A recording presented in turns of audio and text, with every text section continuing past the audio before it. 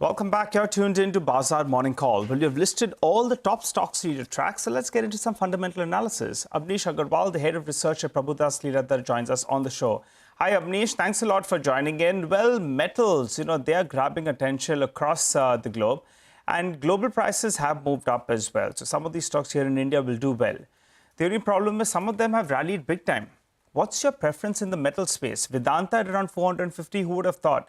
You have JSW Steel that actually reacted negatively to its set of numbers, while SAIL as well has come out with a set of numbers which appear a little bit better. Your preference in the metal space, Amnish?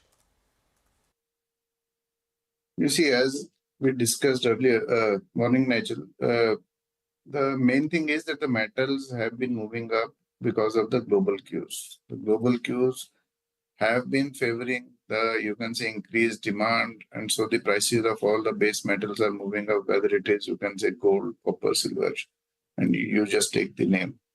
Now, as far as your stock performance is concerned, copper supplies are tight, the prices are moving up, and so are the, you can say, the stocks which is reflected in, you can say, Vedanta moving up.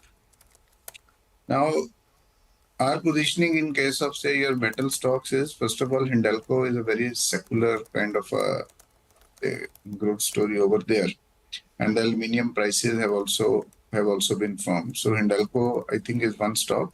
And when it comes to your ferrous space, in the ferrous space, as you said, for example, your JSW is there, SAIL is there, but and JSPL and Jindal Stainless are the two stocks which we prefer. And I do agree that many of these stocks have run up quite sharply. But I think going forward also, if the metal prices, they continue to remain strong globally, then we could see more leg up in the prices of all the, you can say, metal stocks.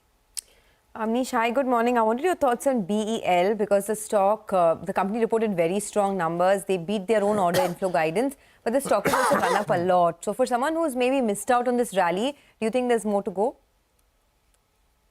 You see, BL numbers have been good. Order book growth has also been great. Now, in terms of, say, stock price or valuation, it is already trading at close to, say, 40 times on FY26, our estimates, although there might be, you can say, some tinkering in our estimates as we go forward. The advantage of BEL is that, unlike some of the other defense companies, it caters to the requirements of all the segments, whether it is, you can say, Navy, Army or Air Force, and so it's a much more broader play. Now, the way some of the other defense stocks are moving up, I think BEL should not come off. There doesn't seem to be a big downside which is happening in this stock because the company has been listed from the last 20-25 years on the exchanges. There's a particular track record which is associated with this stock. But having said that, I think the incremental returns might come at a slightly, I would say, moderate pace than what we have seen in the last 2-3 months. Amnish, hi, good morning. Morning, Prashant here. Just another pocket which saw pretty good action on Friday was, the Dixon, the Amber, Keynes, especially the guidance was solid. I think they said 60% growth in 25 and about 100 basis point margin improvement. What do you like out of that pack? This entire EMS space, Prashant, is doing very well. And as the entire, you can see, ecosystem around the entire consumer electronics builds up, the things are likely to be better. And Keynes in particular, which is also eyeing the semiconductor space, looks very well. I think in this entire space, I think one company which has done really well over the years, I think your Dixon has done well. Amber, these are the two, I would say, seasoned player, and then Keynes has come. So I think it's a pack of five, six stocks which is there. All of them have done well. All of them have seen very sharp P-multiple expansion in the last 12 to 18 months. So I think from here on, the companies which are able to scale up,